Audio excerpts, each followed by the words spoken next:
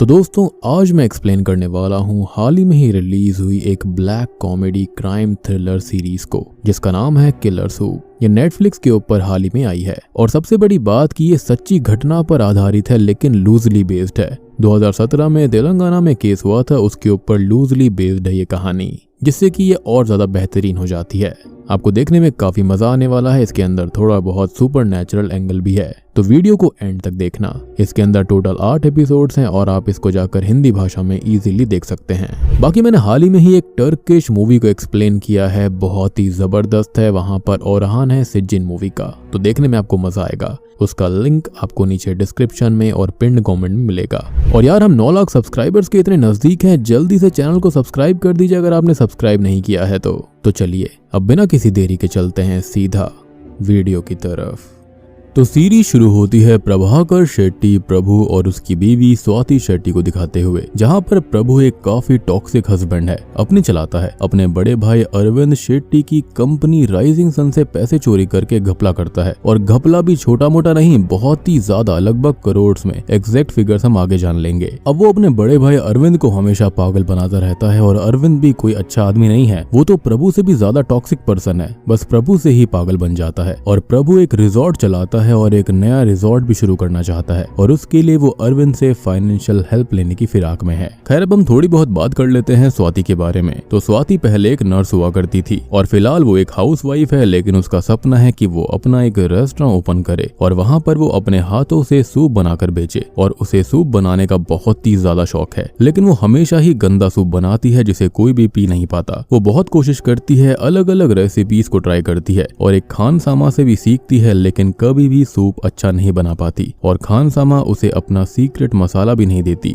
अब जैसा कि मैंने आपको बताया कि प्रभु बहुत ही ज्यादा टॉक्सिक है, तो वो स्वाति को बाहर नहीं जाने देता, कुकिंग क्लास ज्वाइन नहीं करने देता। तो वो मनीषा कोइराला नाम से बुर्का पहनकर खानसामा के पास जाती है, जहाँ पर उसके बारे में किसी को कुछ भी नहीं पता, बस सबने उसका चेहरा देखा है। खैर अब उन दोनों से आगे बढ़े और बाकी के मेन लोगों पर बात करें तो अरविंद है जो कि बहुत ही टॉक्सिक है। उसकी बीवी अब इस दुनिया में नहीं है, जो कि उसकी बेटी अपेक्षा यानी कि अप्पू को जन्म देते हुए ही खत्म हो गई थी, और उसकी बेटी डिट्टो उसकी तरह ही दिखती है, और उसका एक लॉयल बॉडीगार्ड भी है, उसका मामा लूकस। खैर अब अरविंद और प्रभु अक्सर मसाज लेने जाते हैं, जहां पर प्रभु की मसाज करता है उमेश पिल्लाई, जो कि सेम टू सेम प्रभु की तरह ही दिखता है, बस उसकी एक आंख थोड़ी सी उससे अलग है। अब अरविंद का ड्रग्स का भी कारोबार है जिसे वो अंडर द टेबल ऑपरेट करता है, लेकिन प्रभु को इसके बारे में सब पता है, और वो लोग मसाज कराते टाइम खुलकर बातें करते हैं, तो ये चीजें उमेश को भी पता चल चुकी थी।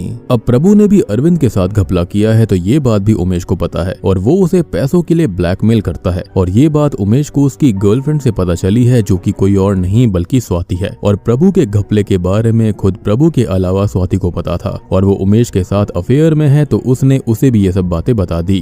खैर अब बात करें उमेश की, तो वो जुए खेलने का आदी है, तो वो स्वाति से बहाने करके पैसे लेता है, जुआ खेलता है और पैसे उड़ा देता है। खैर अब इन तीनों की ही जिंदगी काफी नॉर्मल चल रही थी, यहाँ पर अफेयर चल रहा था, यहाँ पर मसाजिश चल रही थी, लेकिन इसी बीच प्रभु का दिमाग थनकता है। वो एक डिटेक्टिव नदार को उसकी जान पहचान वालों के ऊपर नजर रखने के लिए छोड़ देता है, क्योंकि उसे ब्लैकमेलिंग वाले मैसेजेस मिल रहे थे, तो वो पता करना चाहता था कि आखिर इतनी कॉन्फिडेंशियल डिटेल्स लीक कैसे हो गई और उसे कोई ब्लैकमेल कर क्यों रहा था। खैर अब नदार सबके पीछे घूमता है, खासकर स्वाति के, जिसे स्वाति के मनीषा कोइराला बनकर खानसामा के पास जाने वाली बात पता चल जाती है, और वो पहले से उसकी पिक्चर क्लिक करते आ रहा था, और उसने उमेश का घर भी देख लिया था, जहां पर उमेश के साथ स्वाति की ढेर सारी पिक्चर्स हैं, और उसके भेजे गए लव लेटर्स भी हैं। नदार स्वाति पर नजर रख रहा था, तो ये वो देख लेती है और उसको कन्फ्रंट करती है, और इस टाइम वो कार में था, और वो उसका कैमरा छीनने लगती है, जहां पर कैमरा तो उसके हाथ में आ जाता है, लेकिन नदार कार रिवर्स ले लेता है, जिससे कि वो एली से बाहर निकल जाता है, जिसको कि एक ट्रक उड़ा देता है, और इस तरह से नदार वहीं मारा जाता है, यानी कि डिटेक्टिव का खेल यहीं खत्म हो गया था। अब स्वाति बहुत परेशान हो जाती है, जो कि उस कैमरा को लेकर घर आ जाती है, और आज प्रभु अरविंद के साथ नए रिजॉर्ट की बात करने गया था, जहाँ पर उसने ढेर सारी लड़कियां मंगवाई थी, और उसने लड़कियां क्यों क्यों मंगवाई ये तो मुझे बताने की जरूरत नहीं है, ये दोनों ही शौकीन थे और उनका एक 18 साल का बेटा सैंडी भी है जो कि बोर्डिंग स्कूल में पढ़ता है। खैर अब यहाँ पर स्वाति नदार के पास से मिला कैमरा चेक करती है तो उसके अंदर उसे उसकी और उमेश की पिक्चर्स मिलती हैं, जिससे कि वो समझ जाती है कि प्रभु को सब कुछ सच पता चल चुका है। लेकिन ऐसा नहीं है, क्योंकि प्रभु ने तो किसी और चीज के लिए डिटेक्टिव हायर किया था। अब वो उमेश को बुलाती है और उस पर गुस्सा करती है। अब दोनों यहाँ पर थोड़ा बहुत आर्ग्यू करते हैं और इवेंचुअली उमेश डिसाइड करता है कि प्रभु को सब कुछ सच पता चल चुका है तो वो उन्हें जिंदा नहीं छोड़ेगा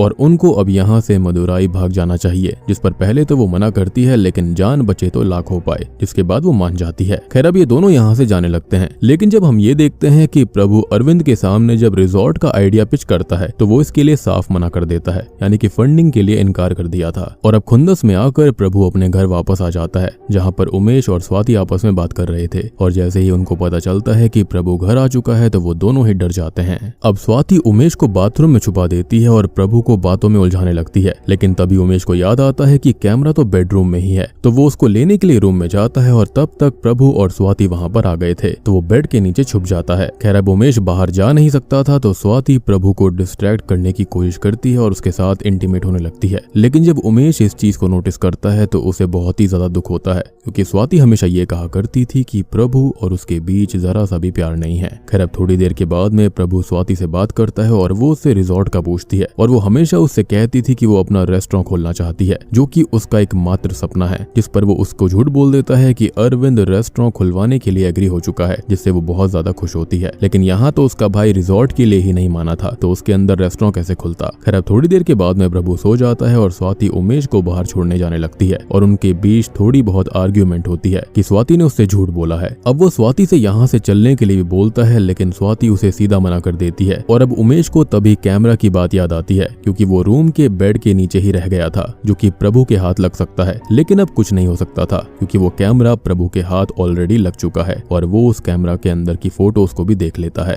खैर अब वो उन दोनों को ही कन्फ्रंट करके उनके ऊपर गुस्सा करता है, दोनों को पीटता है और स्वाति को चोक करने लगता है, जिस पर उमेश उसे पॉट से हिट कर देता है और अब वो वहीं मारा जाता है, जिससे कि वो दोनों बहुत परेशान हो जाते हैं। अब इस हादसे से ये दोनों बहुत ही ज्यादा डर गए थे, क्योंकि ये सब काफी सडनली हो गया था। अब दूसरी ओर हम एक और सब प्लॉट को देखते हैं, जहां पर हसन नाम का एक पुलिस ऑफिसर नदार वाले एक्सीडेंट की इन्वेस्टिगेशन शुरू कर चुका था, जिसे आशा नाम की कांस्टेबल और एएसआई थुपल्ली असिस्ट कर रहे थे। अब यहाँ पर थुपल्ली की न्यू ज्वाइनिंग है तो वो अपने काम को लेकर बहुत ही ज्यादा पैशनेट और बहुत ही ज्यादा सीरियस है और ये उसका पहला केस है तो वो इस पर अपनी जी जान लगाने वाला है। अब जब वो कार को चेक करता है तो उसके अंदर एक कैमरा का लेंस था और कैमरा गायब था, जिसकी स्ट्रैप भी बाहर ही पड़ी हुई थी, जिससे वो समझ जाता है कि किसी ने नदार से कैमरा छीना होगा। अब वो बाकी थोड़ी और इन्वेस्टिगेशन करता है और वहाँ पर रहने वाली एक होमलेस लेडी उसे बताती है कि नदार किसी बुरखे वाली लेडी से हाथापाई कर रहा था। अब नदार के फोन पर आखिरी मिस कॉल्स प्रभु शेट्टी की थी तो वो इस पर भी कॉल करता है और स्वाति उससे ये कह देती है कि वो अभी सो रहा है। अब यहाँ स्वाति और उमेश बहुत ही ज्यादा परेशान हो जाते हैं और उमेश यहाँ से भागने के लिए बोलता है, लेकिन स्वाति अपना प्लान तैयार करती है और बॉडी को ठिकाने लगाने ले जाती है।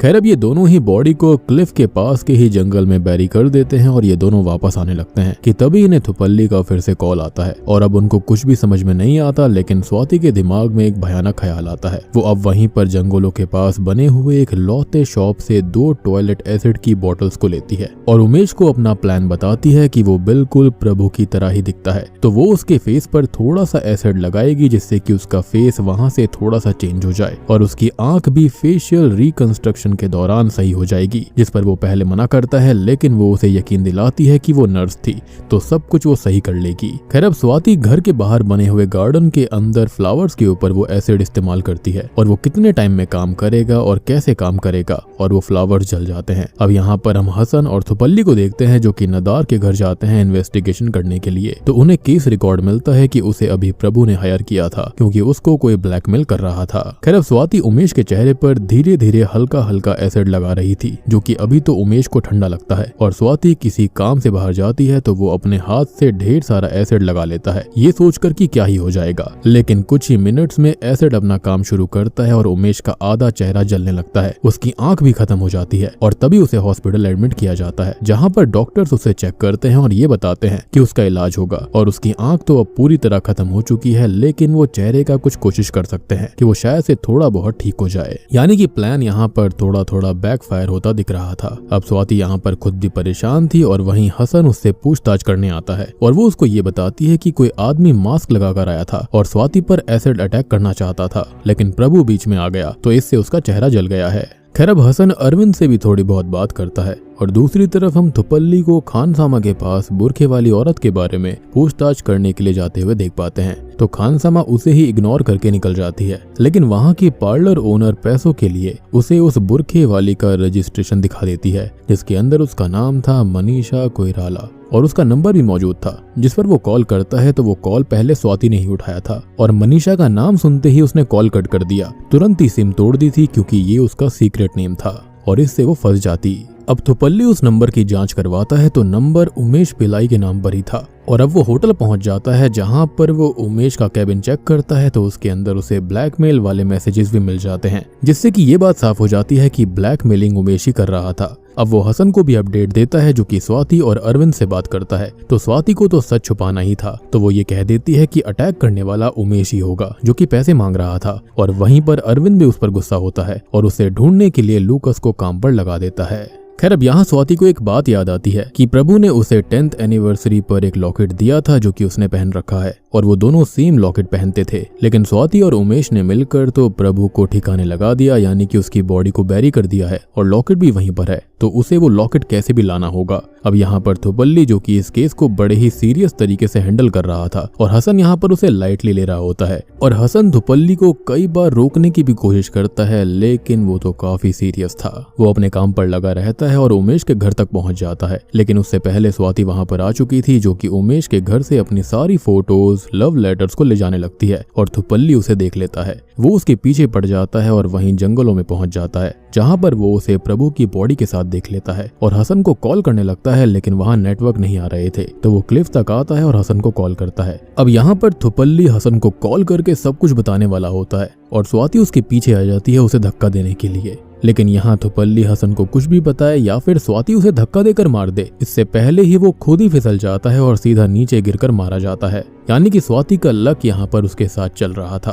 खैर अब ऐसे ही 2 हफ्ते बीत जाते हैं और हसन अपनी इन्वेस्टिगेशन में लगा हुआ था, जो कि स्वाति से पूछताछ करता है, लेकिन वो उसे झूठी मूठी कहानी सुनाती रहती है। अब उमेश को हॉस्पिटल में 2 हफ्ते हो चुके थे एडमिट हुए और उसका चेहरा अब काफी ठीक हो गया था, जिसको स्वाति घर ले जाती है, जहाँ पर अरविंद ढोल बाजे के साथ उसका वेलकम करता है, क्योंकि वो तो उसे प्रभु समझ रहा था और वो उसके बेटे सैंडी को भी बुलवा लेता है। खैर अब यहाँ पर हसन को थुपल्ली के बारे में पता चलता है, उसकी बॉडी मिल जाती है और वो उसकी इन्वेस्टिगेशन शुरू कर देता है। यानी कि यहाँ पर चीजें कुछ और चल रही थी, लेकिन देखो यहाँ पर कहानी किस मोड़ पर आ गई। और अब यहाँ पर हसन को थुपल्ली दिखने लगता है और ये चीजें हेलुसिनेशंस हैं या फिर क्या है, ये तो हम ही डिसाइड करेंगे, यानी कि ऑडियंस। तो जल्दी से कमेंट सेक्शन में बता दो कि ये आत्मा है उसकी या फिर हेलुसिनेशंस हैं। खैर अब दूसरी तरफ हम उमेश को देखते हैं, जिसको सभी प्रभु मानकर उसका वेलकम कर रहे थे और अरविंद यहाँ पर उससे बात करने आता है, जिसे उसने बता दिया था कि उमेश इसलिए उसको ब्लैकमेल कर रहा था क्योंकि उसे अरविंद के काले धंधे के बारे में पता था। अब अरविंद भी कोई नॉर्मल आदमी तो है नहीं, तो उसने उमेश पिलाई का पूरा बैकग्राउंड ही खंगाल दिया था कि वो असल में उमेश महतो है।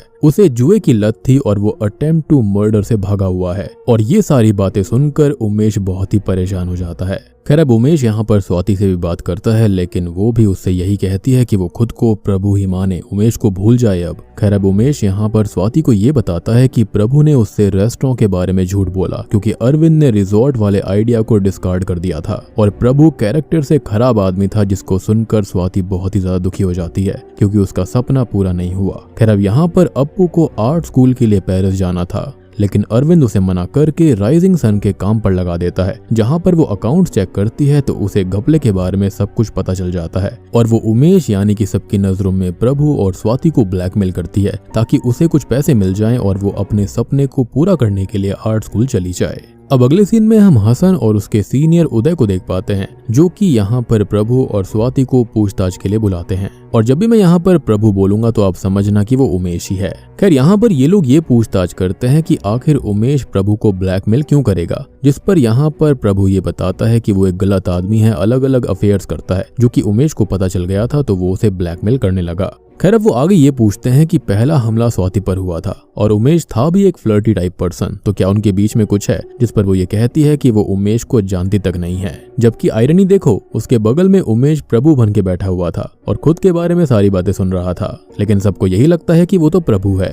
खैर अब पूछताछ करने के बाद हसन उनको घर भेज देता है, लेकिन उसे थुपल्ली बार बार दिखाई दे रहा था, जो कि असल में उसे केस में गाइड कर रहा था। और ऐसा करते हुए वो उस स्पॉट तक पहुंच जाता है जहां पर उसे जली हुई प्रभु की बॉडी मिल जाती है, जिसे वो फॉरेंसिक्स के लिए भेज देता है। खैर अब दूसरी तरफ अरविंद अपने ड्रग्स की डील चेन्नई के अंदर एक आदमी से करने जाने वाला था, जो कि अपने नेफ्यू सूर्या को उसके पास भेजता है। और हम ये भी नोटिस करते हैं कि लूकस भी अपनी इन्वेस्टिगेशन को जारी रखता है और उसे नदार के घर से सीक्रेट फोटोज मिल जाती हैं, जिसके अंदर उमेश और स्वाति साथ थे। इधर स्वाति प्रभु के रिजॉर्ट जाती है तो उसे वहां से ये पता चलता है कि उसने स्वाति के नाम से बहुत सारा लोन उठाया हुआ है, जो कि उसने कभी भी नहीं चुकाया। मतलब वो बुरा तो था ही, वो बात अलग है, अरविंद से घपला किया वो भी अलग है, उसने तो स्वाति तक को नहीं छोड़ा। और ये रिजॉर्ट भी अब बैंकरप्ट हो चुका है और अब इससे वो और ज्यादा परेशान हो जाती है। साथ ही साथ वो प्रभु से और ज्यादा नफरत करने लगती है। उसे लगने लगता है कि जो कुछ हुआ बिल्कुल ठीक हुआ, वो मर गया अच्छा हुआ है। खैर वो घर आकर उमेश पर गुस्सा निकालती है और उसे बुरा भला कहने लगती है,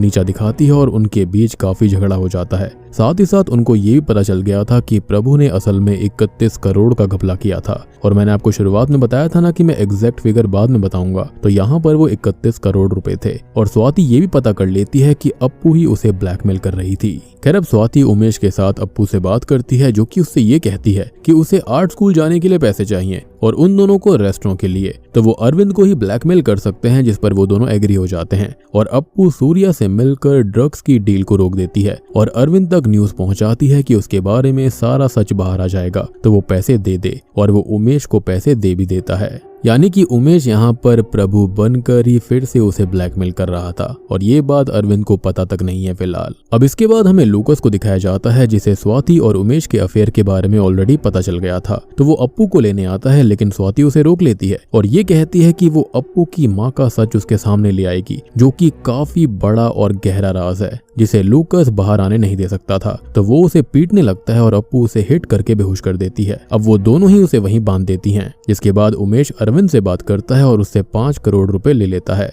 जिसके बाद में उमेश घर आता है, लेकिन अरविंद पहले ही घर आ चुका था, जिसे उन तीनों की प्लानिंग के बारे में ऑलरेडी पता चल गया था और वो उन्हें कन्फ्रंट करता है और अप्पू उससे आर्ग्यू करने लगती है। और यहाँ पर अप्पू के हाथ में गन भी थी। अब इसी बीच स्वाति उसकी माँ का सच बाहर लाने के लिए बोलती है, लेकिन इससे पहले सच बाहर आता अप्पू अरविंद के ऊपर एक गोली चला देती है और उसके अंदर अरविंद घायल हो जाता है। और लूकस भी आजाद होकर वहाँ पर आ गया था और अब सभी लोग हॉस्पिटल जाते हैं। खैर अब अरविंद हॉस्पिटल में एडमिट हो गया था, जहाँ पर हसन और कांस्टेबल आशा भी थे। और आशा को पुराने हॉस्पिटल स्टाफ की फोटो मिलती है, जिसके अंदर उसे उमेश और स्वाति साथ काम करते हुए दिखाई दिए थे। और हसन भी ये फोटो देखकर समझ जाता है कि स्वाति ने झूठ बोला था कि वो उमेश को नहीं जानती। खैर अब अरविंद ठीक हो जाता है और अप्पू को अपने पास बुलाता है, उससे बातचीत करता है और उसे बाहर जाने की परमिशन भी दे देता है और उसकी माँ के बारे में उसे बताने लगता है। और थोड़ी ही देर के बाद में हम ये देखते हैं कि वो खत्म हो चुका है। मतलब जो इंसान मिरेकल से बच गया था वो अब खत्म हो गया। और ये चीज बड़ी ही वियर्ड है कि जो इंसान बच गया था वो ऐसे अचानक कैसे मर गया। खैर अब स्वाति जानती थी कि लूकस उसके लिए खतरा बन सकता है, तो वो उसे अपने साथ जोड़ने की कोशिश करती है और वो उसका साथ देने के लिए तैयार हो जाता है ताकि अप्पू सेफ रह पाए। अब यहाँ हसन को तो थुपल्ली दिखाई दे ही रहा था, तो वो उसे केस में गाइड करता रहता है और थुपल्ली हमेशा पोएम्स पढ़ता रहता था, तो वो अभी भी पोएम्स के जरिए उसे गाइड करता है, जिसके जरिए हसन खानसामा तक जाता है, जहाँ पर उसे मनीषा कोइराला के बारे में पता चलता है कि वो कोई और नहीं बल्कि स्वाति ही है। और वो स्वाति को कन्फ्रंट भी करता है और वो समझ गया था कि स्वाति ही मेन पॉइंट है इस केस का, लेकिन वो उस तक पहुंचे कैसे, क्योंकि उसके पास कोई सबूत नहीं था। खैर अब अरविंद का लॉयर पूरी फैमिली को उसकी विल सुनाता है, जिसके अंदर अरविंद ने अपना सब कुछ अप्पू के नाम कर दिया था। अब अप्पू यहाँ बहुत अच्छी थी, तो वो स्वाति को रेस्टोरेंट देने के लिए बोल देती है, लेकिन सडनली वो अपना आर्ट स्कूल जाने का आइडिया ड्रॉप कर देती है, जो कि बहुत ही अजीब बात थी, क्योंकि उसे बिजनेस नहीं करना था, वो खाली आर्ट स्कूल जाना चाहती थी। लेकिन वो सडनली खुद ही बिजनेस संभालने लगती है और ड्रग्स की डील भी तोड़ लेती है। और लूकस उसको समझाता है तो वो उस पर गुस्सा करती है। अब यहाँ पर थुपल्ली की आत्मा या फिर हेलुसिनेशंस ने हसन को गाइड करते हुए लूकस के घर तक पहुंचा दिया था और उसे उमेश और स्वाति के अफेयर्स वाली पिक्चर्स मिल जाती हैं। लेकिन वो पिक्चर जो थी ना वो खराब हो गई थी, जिनको वो एज अ प्रूफ इस्तेमाल नहीं कर सकता था। खैर अब यहाँ पर हम कीर्तिमा नाम की एक लड़की को देखते हैं जो कि प्रभु के ऑफिस में काम किया करती थी। वो स्वाति से बात करती है और उसको ये बताती है कि उसका प्रभु से पिछले 2 साल से अफेयर चल रहा था। इनफैक्ट प्रभु तो स्वाति को डिवोर्स तक देने वाला था। खैर अब उमेश भी कीर्तिमा से मिलता है और ये दोनों इंटीमेट हो जाते हैं क्योंकि कीर्तिमा की नजरों में तो वो प्रभु ही था। और यहाँ पर उमेश भी थोड़ा थोड़ा कीर्तिमा के लिए सॉफ्ट कॉर्नर डेवलप कर लेता है। खैर अब स्वाति कीर्तिमा को मिलने के लिए बुलाती है और वो उससे मिलने चली जाती है और कीर्तिमा स्वाति से ये कहती है कि जिस दिन अरविंद के ऊपर गोली चली थी वो प्रभु से मिलने उनके घर पर आई थी। उसने चुपके से सारी रिकॉर्डिंग कर ली है जिसके बदले में उसे प्रभु चाहिए होगा, अदरवाइज वो सब कुछ पुलिस को बता देगी। लेकिन तब तक लूकस वहां पर आकर उसे मारने लगता है। लेकिन कीर्तिमा यहाँ पर खुद एक ट्रेंड एक्सपर्ट होती है फाइट में, लेकिन वो लूकस को पीट देती है बट गलती से वो गिरकर खुद ही मारी जाती है, जैसे कि यहाँ पर थुपल्ली मारा गया था। यानी कि देख रहे हो स्वाति की साइड पर किस्मत काफी तगड़े तरीके से बैठी हुई है। अब इसके बाद लूकस उसके बॉडी को उसके घर पर लटका देता है और यहाँ पर हसन खानसामा को अरेस्ट कर चुका था। लेकिन स्वाति ने खानसामा को छुड़वा लिया था ताकि उसका मनीषा वाला सच सामने ना आ जाए। और हसन अब पार्लर वाली से स्केच बनवाने का आइडिया निकालता है, लेकिन स्वाति ने उसे पहले ही पैसे खिला दिए थे तो वो वहां पर कीर्तिमा का स्केच बनवा देती है और ये साबित हो जाता है कि कीर्तिमा ही मनीषा कोइराला थी और वही मेन कल्प्रिट है। लेकिन हसन ये नहीं मानता, उसे लगता है कि यहाँ पर चीजें गलत हो रही हैं, यानी कि कोई फेक सबूत बनवा रहा था। खैर अब हसन उमेश से बात करने जाता है जो कि कीर्तिमा की मौत से दुखी था और उसे ये भी नहीं पता था कि उसे स्वाति ने मारा है, जिससे वो और ज्यादा दुखी हो जाता है। लेकिन वो हसन को कुछ भी नहीं बताता और दिल ही दिल में दुखी होता रहता है क्योंकि वो समझ गया था कि स्वाति ने उससे कभी प्यार नहीं किया। अब अप्पू ने स्वाति को रेस्टोरेंट दे दिया था जिसकी ओपनिंग थी और खानसामा भी उसे सूप का सीक्रेट इंग्रेडिएंट बता देती है जो कि असल में मरे हुए जानवरों के ऊपर उगने वाले मशरूम्स थे, जिसे ज्यादा लेने पर इंसान की जान भी जा सकती है। वो कहते हैं ना उमामी फ्लेवर, बिल्कुल वही वाली चीज थी।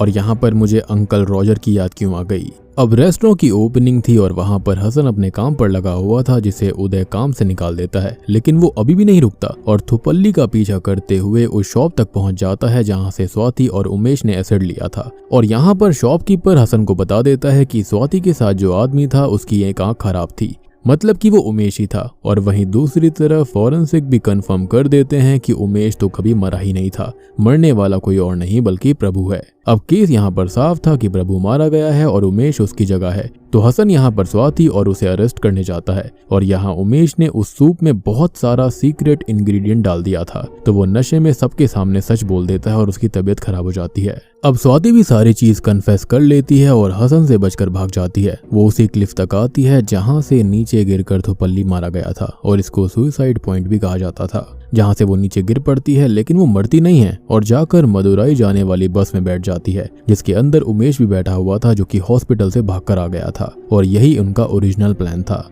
आप ये भी सोच रहे होंगे कि यहाँ पर उमेश ने उस सूप के अंदर वो मशरूम्स क्यों डाल दिए, क्योंकि उसको ये बात नहीं पता थी कि वो जहरीले हो सकते हैं। और यहाँ पर मुझे ये लगता है कि ये लोग अभी आगे और भी कुछ सिली यट भयानक करने वाले हैं। सीरीज तो यहाँ पर खत्म हुई है, लेकिन हमने एक चीज याद रखी है, तो अप्पू शायद अब कुछ प्लान कर रही है। उसने पक्का कुछ न कुछ जान लिया था अपने पिता अरविंद से।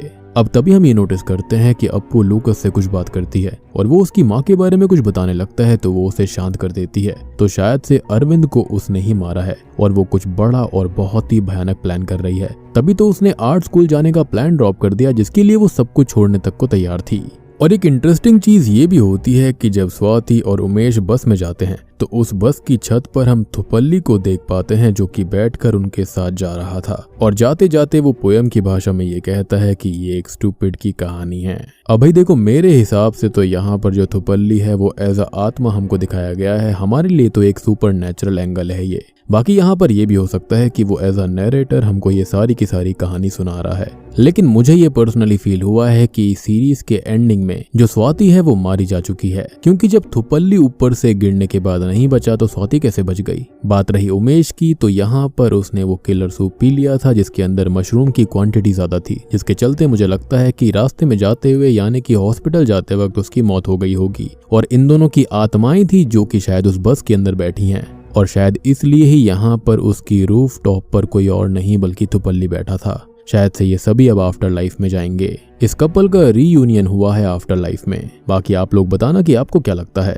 और बूम, इसी के साथ में ये सीरीज यहीं पर खत्म हो जाती है।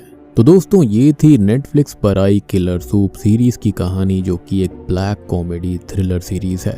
अब देखो यहाँ पर ये जो किलर सूप है ना, यहाँ पर सारे के सारे जो उमामी फ्लेवर्स हैं वो जिंदगी को दर्शाते हैं कि कैसे यहाँ पर सारा का सारा जो केओस होता है, झूठ होता है, अफेयर्स होते हैं, उसके चलते सूप कैसे किलर बन जाता है। यानी कि जिंदगी कैसे बहुत ही ज्यादा हेटफुल हो जाती है, बहुत ही गंदी हो जाती है। अब देखा जाए तो इनकी पूरी की पूरी फैमिली जो थी वो सारी की सारी बर्बाद थी। किसी भी कैरेक्टर को उठाकर देख लो, सब के सब बर्बाद हो रखे थे। अरविंद बर्बाद हो रखा था, उसकी बेटी भी अब बर्बाद हो चुकी है सच जानकर। एंड आई पर्सनली फील कि अप्पू ने ही अपने पिता को मार दिया होगा। शायद से उसने सच्चाई बताई होगी अपनी माँ के बारे में, जिसको सुनकर अप्पू उसे सहन नहीं कर पाई होगी। और जो अप्पू यहाँ पर थोड़ी बहुत ठीक थी, इस सारी चीजों के चलते वो भी खराब हो गई। यहाँ पर प्रभु भी खराब था, उसका भाई खराब था, स्वाति खराब थी, उमेश भी खराब था। इसलिए इस सीरीज का नाम किलर सूप रखा गया है। तो उम्मीद करता हूँ कि आपको सीरीज पसंद आई होगी, एक्सप्लेनेशन पसंद आई होगी। पसंद आई है तो वीडियो को लाइक कर देना, चैनल के ऊपर नए हैं तो सब्सक्राइब कर लीजिए और कमेंट करके बताना कि आपकी क्या थियरी है, एंड में ये दोनों मारे गए या फिर जिंदा बच गए। तो मैं आप सबको मिलता हूँ अगली वीडियो के साथ में, तब तक के लिए